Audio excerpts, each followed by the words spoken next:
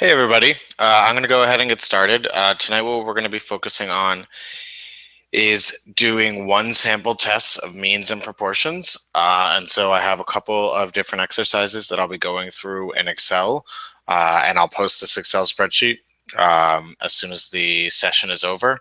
At the bottom here, I just want to remind you that Excel has tabs. And in this case, I have three different worksheets: means where the sample size is 100, proportions where the sample size is 100, and then means where the sample size is 25.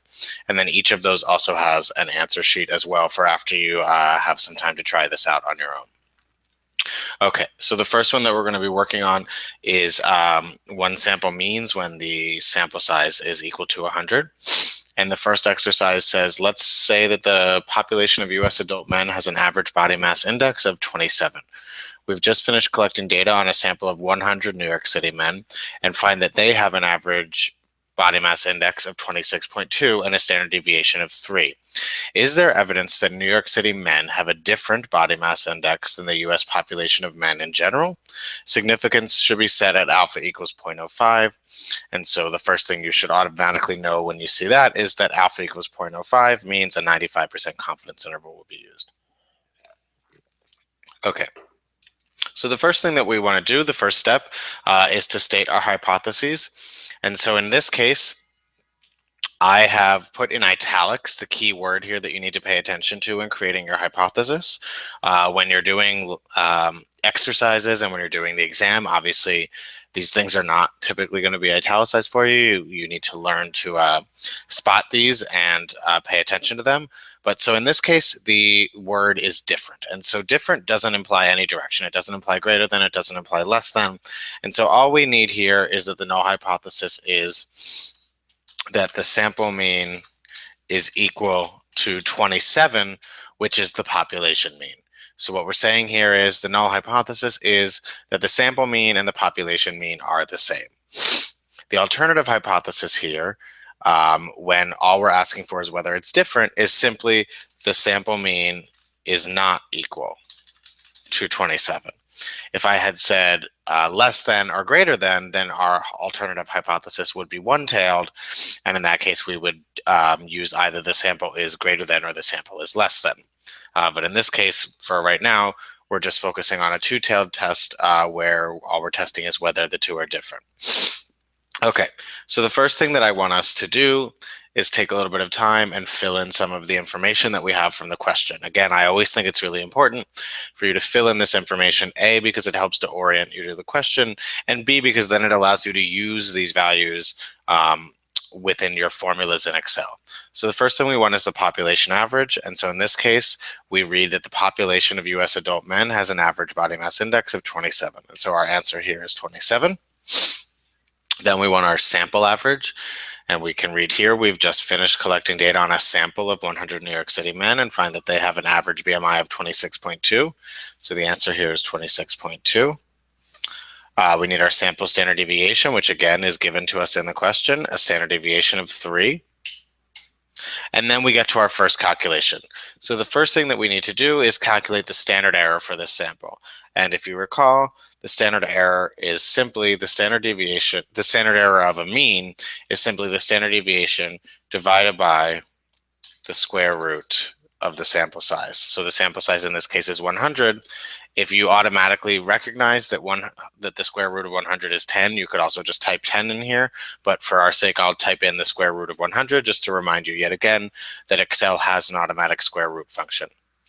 And so we get that our standard error in this sample is 0.3. So then the first thing that we want to do is calculate the z-statistic for this difference, for the test that we're computing. Remembering again that what we're calculating is whether the two samples differ from each other, or I'm sorry, whether the sample differs from the population.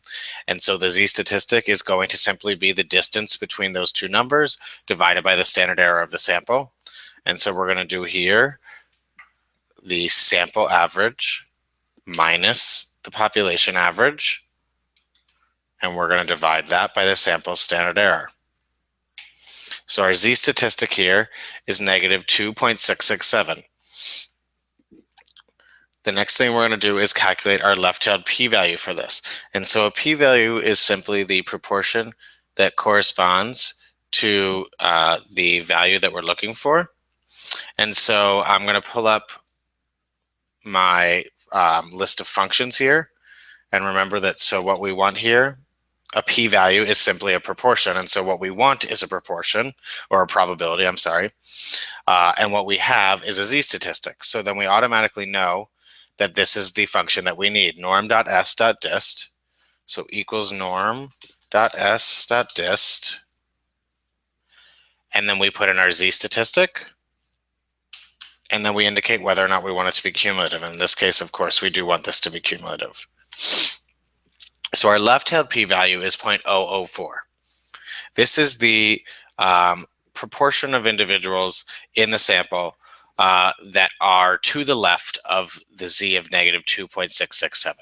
So if you were to draw your normal curve, what you would have is your z-statistic of negative 2.667 being exactly that. It would be negative 2.667 standard deviations from the mean. So it would be way over to the left towards the end of the curve.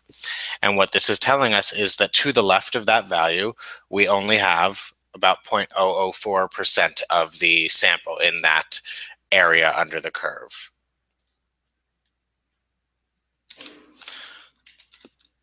Excuse me.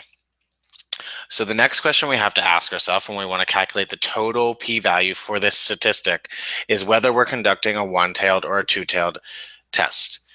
In this case, as we already know, because we've already written our hypothesis out, we're conducting a two-tailed test. All we're looking for is that whether or not the mean is different for the sample than it is for the population. And so in this case, we're looking for a two-tailed test. A two-tailed test then is going to be double the left-tailed test. So then what we're going to do here is 2 times our left tail, which gives us a p-value of 0.008. And so if we've set our alpha at 0.05, then we know that we're rejecting the null hypothesis. The null hypothesis is that they're equal. So we're rejecting that in favor of the alternative hypothesis, which simply means that the sample mean is not equal to 27. And we're doing that because our p-value is less than our alpha value of 0.05. So I just want to get us also more practice with calculating margin of error and with calculating confidence intervals. So I wanted to also have us calculate that. Even though we already have our p-value, we already know the answer, I think that it can be also very helpful to focus on that. Okay, so for the margin of error, the first thing we need is to multiply the z value that we're looking for that corresponds to the probability for our confidence interval by the standard error. And so in this case, we know that we're doing a 5%, or I'm sorry, a 95% confidence interval. And so we want the z-statistic that corresponds to that. And if you recall, that z-statistic is 1.96. However, if you don't recall that, or if you're doing a confidence interval that is greater than or less than 0.95, we have a function that can get us that answer. And we've used this before last week.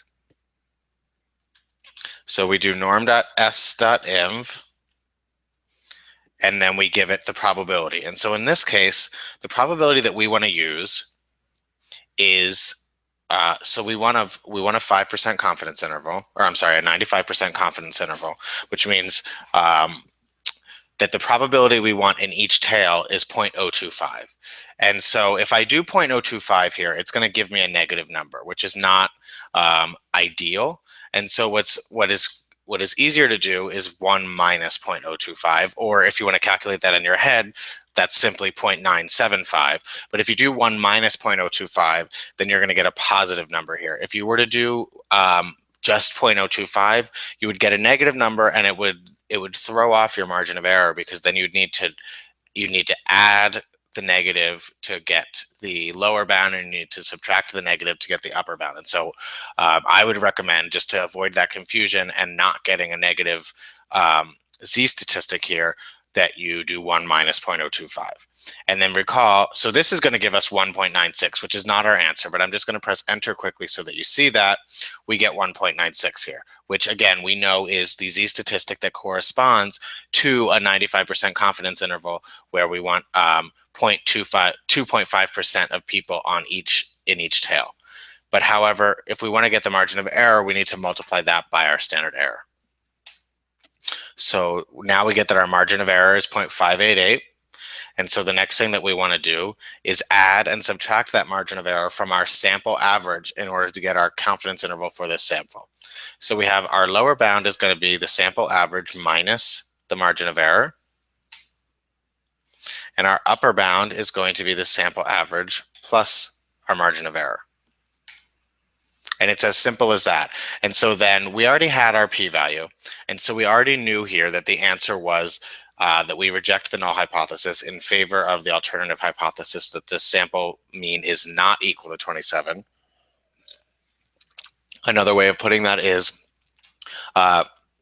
we have found evidence that the sample mean is not equal to the population mean. So the New York City men do appear to have a different BMI than the population in the US in general in this example. But this is not a directional hypothesis, so we're not saying whether it's greater or lesser.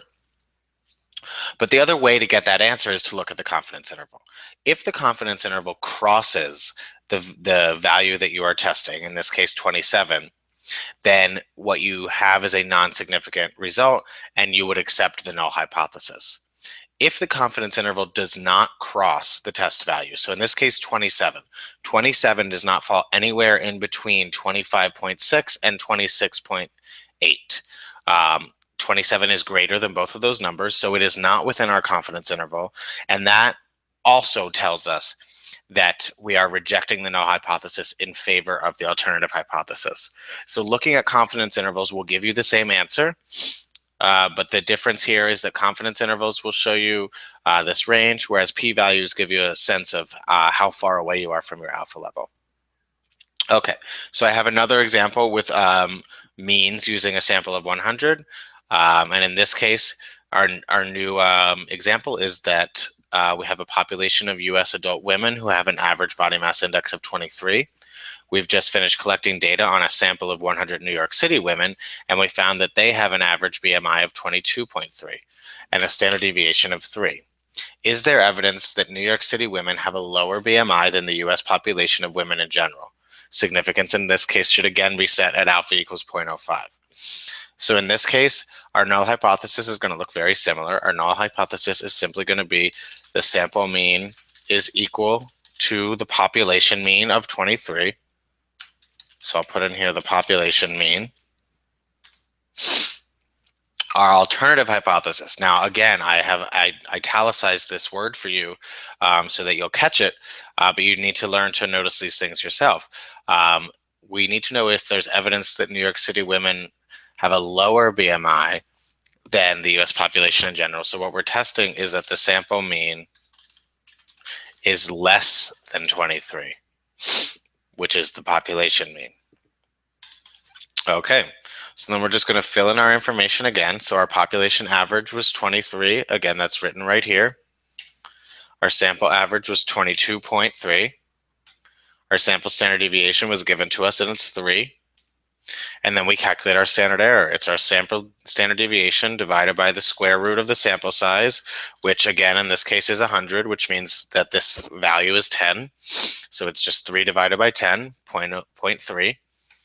Our z-statistic again is going to be what we're testing, which is the sample average minus the population average divided by the standard error. So negative 2.33. So what we're looking for then is the proportion of women who are to the left of the z-score of negative 2.33. And so if we don't remember what function we need to use for that, we can go back here again to our functions lookup. And what we want is a probability, specifically a p-value in this case, but they're all the same. They're all probabilities. what we are given is a z-statistic, and so we use the equals norm.s.dist, and we put in our z-value, and we type true for cumulative, and we get 0.01. Now, the next thing we need to do is figure out what our total p-value is.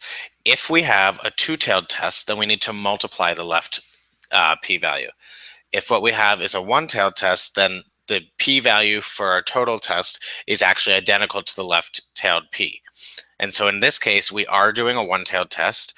And so in this case, we are actually just going to set this equal to our left-tailed p because the two are the same. If this was a two-tailed test, we would need to multiply that by 2. Now I have in the answers a couple of notes for you to take a look at when you get a chance.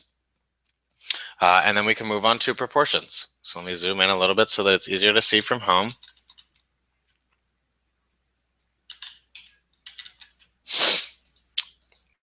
All right, so let's say that we have a population of, let's say that in the population of US adult men, 19% are considered to be obese based on their BMI.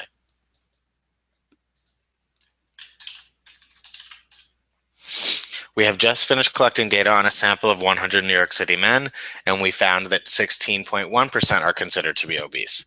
Is there evidence that a different proportion of New York City men are obese than the US population of men in general?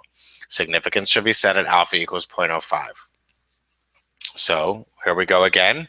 Our null hypothesis is always simply going to be that the proportions are not equal. So the sample proportion, or I'm sorry, that they are equal, is equal to 0.19, which is our population proportion.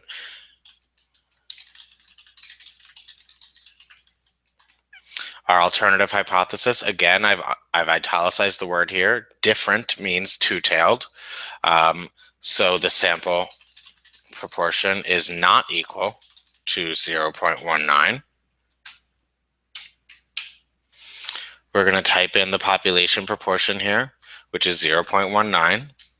Our sample proportion is 0.161. Excuse me. And then we need to calculate our standard error. The standard error for a proportion is the square root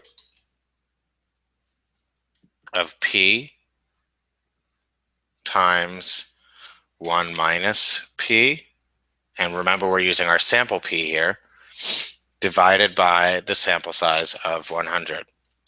All of that should be in parentheses. So we get 0.037. So in this case, remember, you're not given a standard deviation when you need to calculate a standard error for proportions.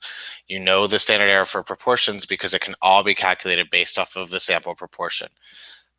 Whenever the proportion is the same, for the same sample size, the standard error will also be the same. The thing that if the proportion was the same but the sample size had changed, then the standard error would go up or down based on the sample size. And hopefully you recall that as the sample size goes up, the standard error goes down. And that's because we divide by the standard error, or excuse me, we divide by the sample size.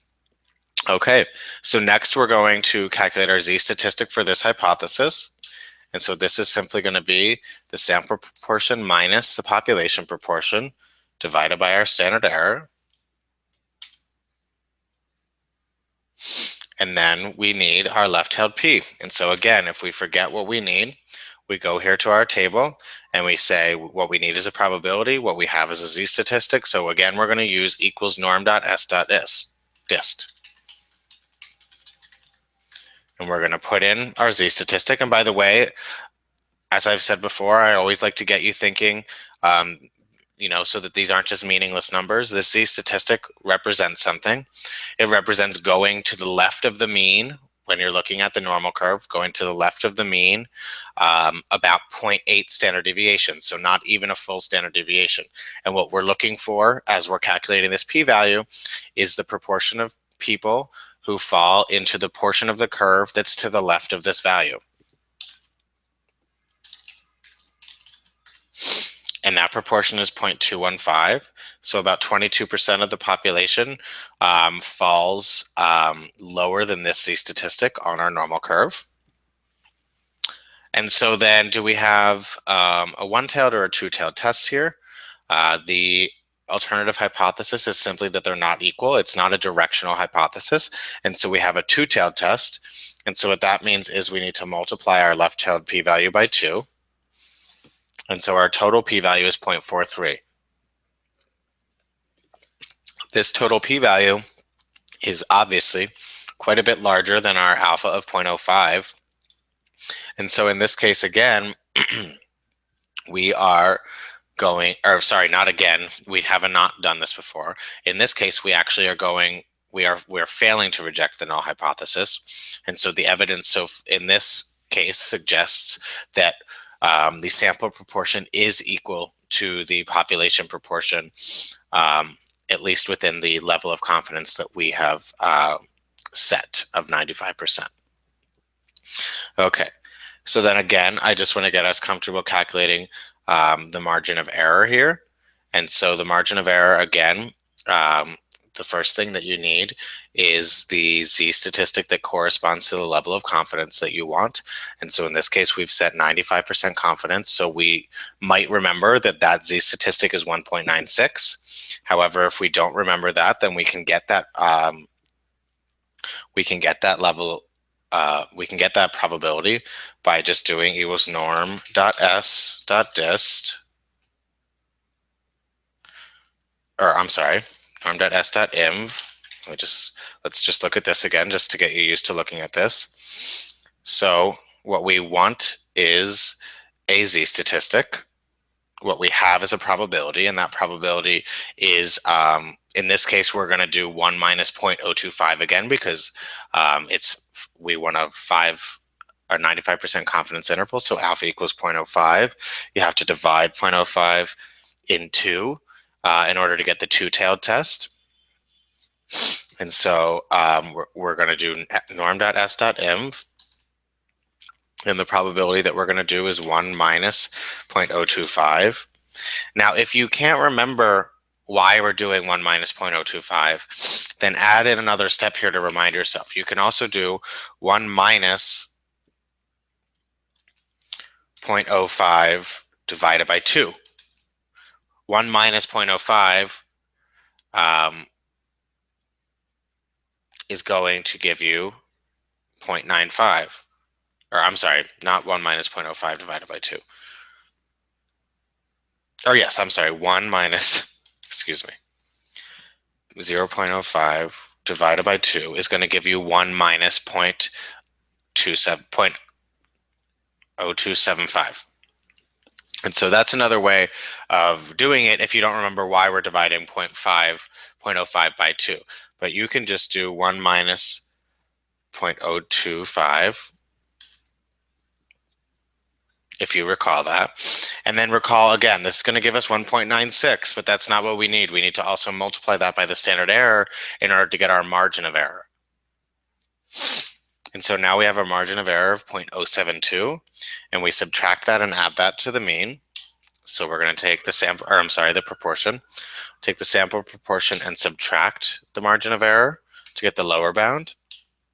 And we take the sample proportion and we add the margin of error to get the upper bound. And so in this case, as I've said before, if the confidence interval crosses the test value, in this case 0.19, then we have a non-significant result. And so we're going to fail to reject the null hypothesis. And as we already determined by looking at our p-value, 0.09 to 0.25 certainly does cross 0.19. 0.19 falls between these two numbers. And so in this case, we have failed to reject the null hypothesis. Again, just confirming our result that we got using the p-value. Okay. The next one that we're going to do is, let's say that the population of US adult women, that in the population of US adult women, 25.5% are considered to be obese based on their BMI. We've just finished collecting data on a sample of 100 New York City women, and we find that 21.2% are considered to be obese. Is there evidence that a lower proportion of New York City women are obese than the US population of women in general? And again, we're using alpha equals 0.05. Our null hypothesis is just going to be the same again. The sample proportion is equal to the population proportion of 0.255, excuse me. And then our alternative hypothesis here, again, I've italicized this term for you. We're looking to see whether it's lower. And so we're doing a one-tailed test. And our alternative hypothesis is going to be the sample proportion is lower, is less than 0.255. Now, I do just want to point out I'll point out one issue right now. I'll point out another issue in just a minute. The issue I want to point out is that I believe this was mentioned in the lecture. One-tailed tests are often not conducted in the real world. So we are showing you how to conduct a one-tailed test, but in the real world, even when people have directional hypotheses, it's sort of considered a little bit of cheating to get to do a one-tailed test. And the reason for that, as we've talked about before, and as I've shown you now, is that the one-tailed p-value is half the size of the two-tailed p-value. And so it's a lot easier to get a p-value that is less than your alpha of 0.05 if you're doing one that is half the size of the other. And so it's a lot easier to find what is called a statistically significant result, which is any result lower than your set alpha, if you use a one-tailed test. And so a one-tailed test is often not considered sufficient evidence. And typically, even when people have directional hypotheses, meaning they want to test whether it's higher or lower, they'll typically do a two-tailed test anyway, because it's considered to be a little bit more conservative and it's considered to be more appropriate to do. Okay, let me just change this. I noticed just a little error here. Okay, so the population proportion in this case is 0.255. The sample proportion in this case, excuse me, sample proportion in this case is 0.212. And then the standard error, again, is going to be equal to the square root of p times 1 minus p divided by the sample size of 100. Oops,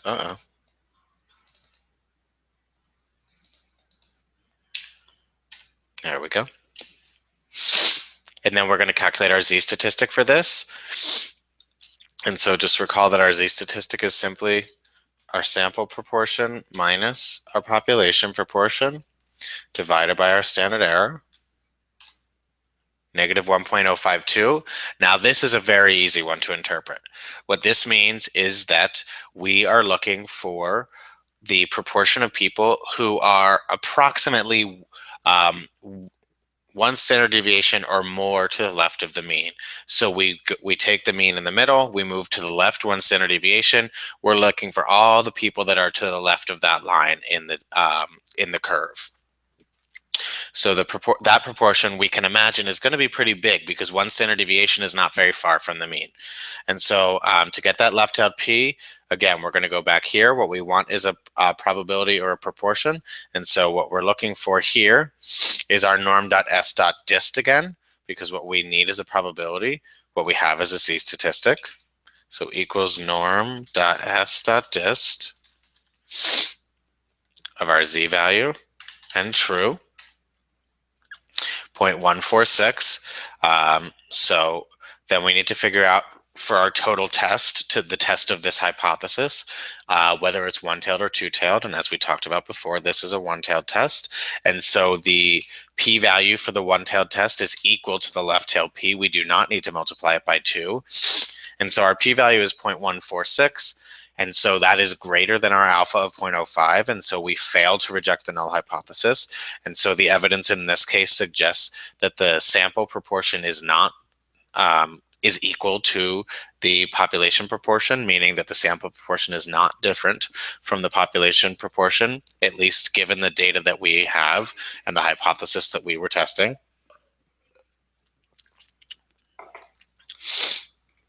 And then the last exercise that I have is for It's very similar to the first exercise we did, but the sample size here is 25. And so basically, all we're going to be doing is very similar things to the first exercise, but we're going to be substituting the t statistic for the z statistic. And the t statistic is more appropriate to use when you have small samples. However, in general, the t statistic is really more appropriate to use because if you have a large sample, the t statistic actually converges upon the z statistic. The curves for the z and the t look almost identical when you have a large sample size. However, when you have a small sample size, the t statistic is better at looking at small sample sizes. And so basically, regardless of whether you have a large sample size or a small sample size, the t statistic is really what's often calculated in practice because the t statistic is appropriate for both, whereas the z statistic is really only appropriate when you can assume a large sample. And again, the t statistic and the z statistic look very similar when you have a lot of people, because when you have a lot of people, you have a lot of degrees of freedom. And the curve for the t statistic changes based on the number of degrees of freedom you have. And the number of degrees of freedom, as we'll go over and as you hopefully already realize, is simply the number of the sample size minus 1. And so as that sample size gets larger and larger, the t statistic becomes more and more and more and more like a z statistic in terms of the distribution. So all of that to say that what we do here could be done for large sample sizes, and you would get very similar results as using the z statistic. However, do not use the z statistic for small sample sizes like this. So for this example, I am only using the t statistic to show you the small sample sizes.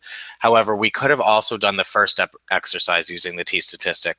And were we to do that, and I encourage you to actually go through and do these calculations on the first exercise where the sample size is 100, and you'll see that the results are pretty similar to the z statistic. However, you should not ever use the z statistic for small samples like this. And so you could do all of these t-based statistics for larger sample sizes as well. Okay, so let's say that the population of US adult men has an average body mass index of 27. We've just finished collecting data on a sample of 25 New York City men and find that they have an average body mass index of 25.2 and a standard deviation of 3. Is there evidence that New York City men have a different body mass index than the US population of men in general? Significance should be set at alpha equals 0.05.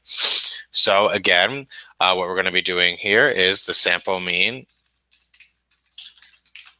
is equal to the population mean of 27. And then again, I've italicized the important word here for you, different. And so different should signify that we're doing a two-tailed test that has no direction implied. So the sample mean is not equal to 27. And keep in mind, there are a lot of different ways you can write this. You can use statistical symbols. So we could be putting mu's here. You could also write, instead of the sample mean, you could say the average BMI in the sample is not equal to 27.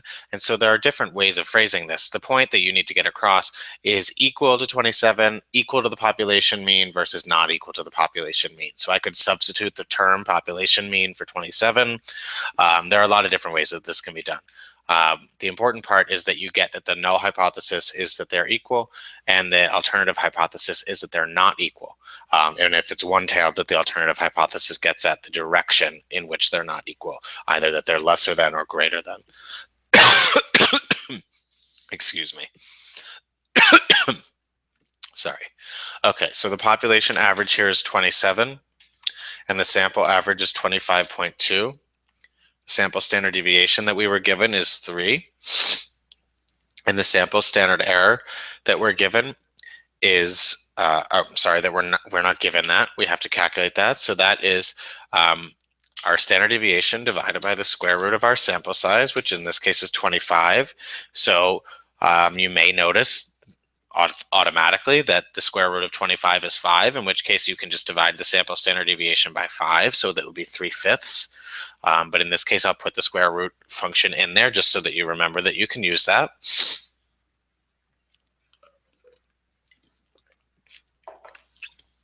And so then the next thing we need to do is calculate our t-statistic.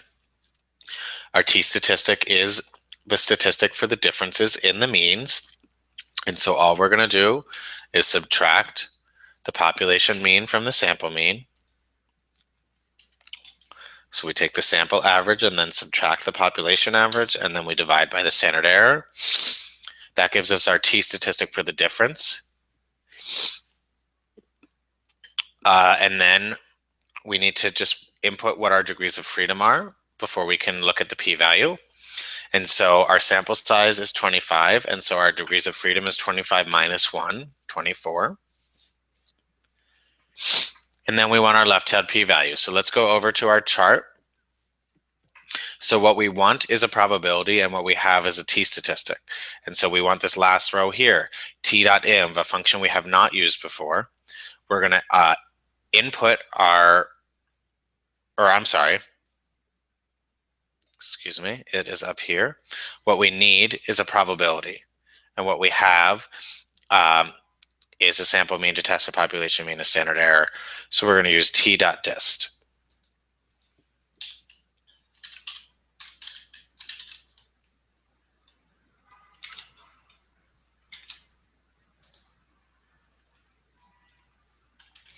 Excuse me, just 1 second. I just want to make sure that I chose the right.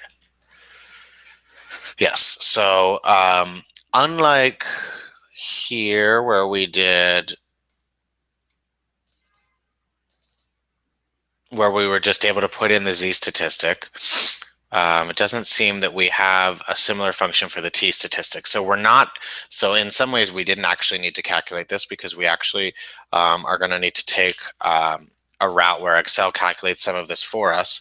We're actually going to go t.dist, and then we actually have to input our x, which is our sample average. Our degrees of freedom are right here, and we want true. And so that's 1. Oh, I'm sorry. So when this says x, I apologize. I was thinking of the sample average, but x here should be our t-statistic that we calculated. So ignore what I just said. I got a little confused because the function looks a little different than we're used to for the normal distribution. But in this case, so we put in our t-statistic that we just calculated for x. We put in our degrees of freedom that we just calculated, and then we do true for cumulative. And what this is telling us is that at a t-statistic of negative 0.3, only 0.003, about 0.3% of the population are left of that t-statistic. And so this is a two-sided test, and so we need to multiply that by 2 in order to get our full p-value. And so our p-value here is 0.006. And so, not surprisingly, we are rejecting the null hypothesis here in favor of the alternative hypothesis that the sample mean is not equal to 27. And this isn't surprising given how strong our t-statistic was. A t-statistic of negative 3 is pretty far away from the mean. Okay, then I just want to give us some practice again in calculating the margin of error.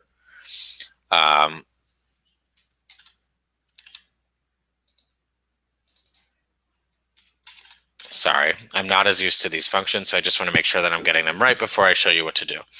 Okay, so to calculate our margin of error, the 1.96 that we often use for the 95% confidence interval in the normal distribution does not apply to the t-distribution.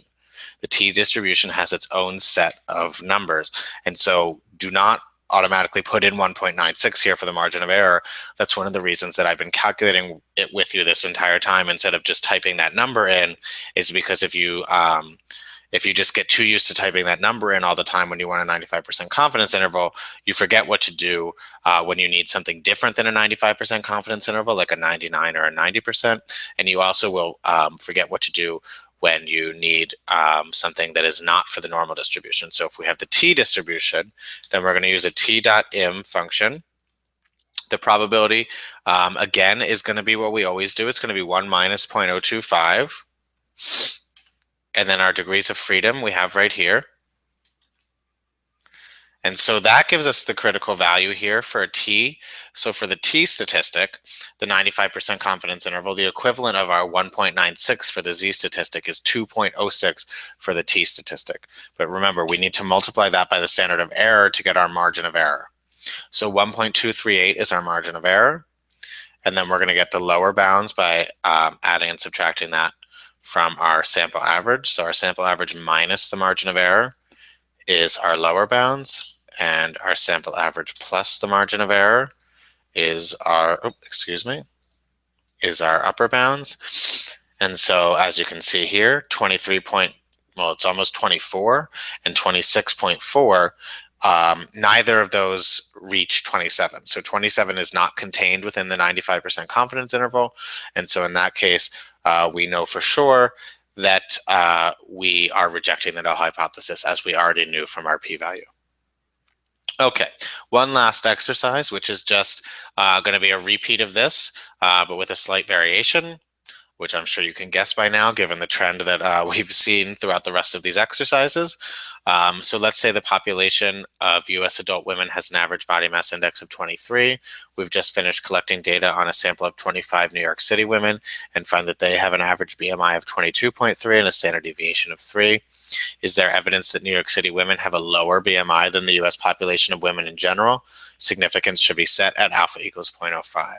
So our null hypothesis will be that the sample mean is equal to 23.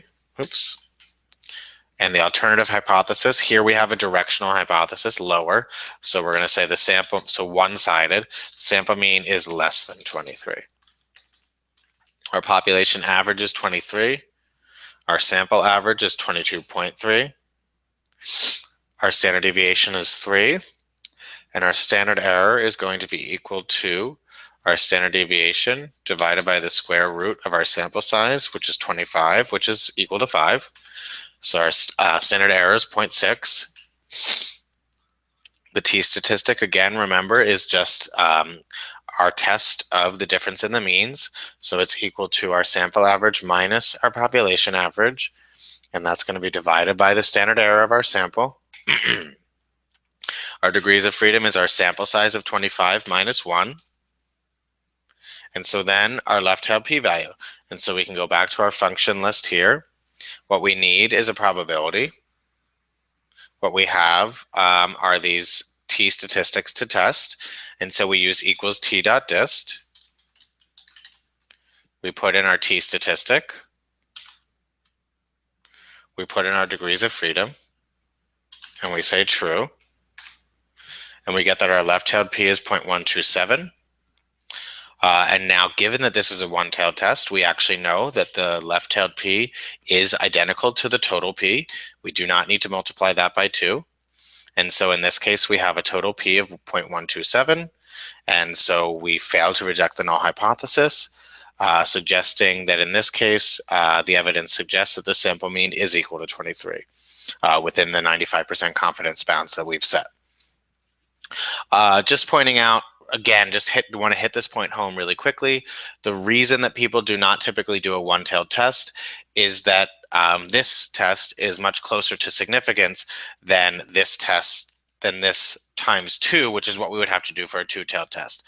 That 0.127, although it's not at our alpha value, was it smaller, were it 0.04, for example, the 0.04 would be significant, but multiplying it by 2 for a two-tailed test would give us 0.08, which would not be significant.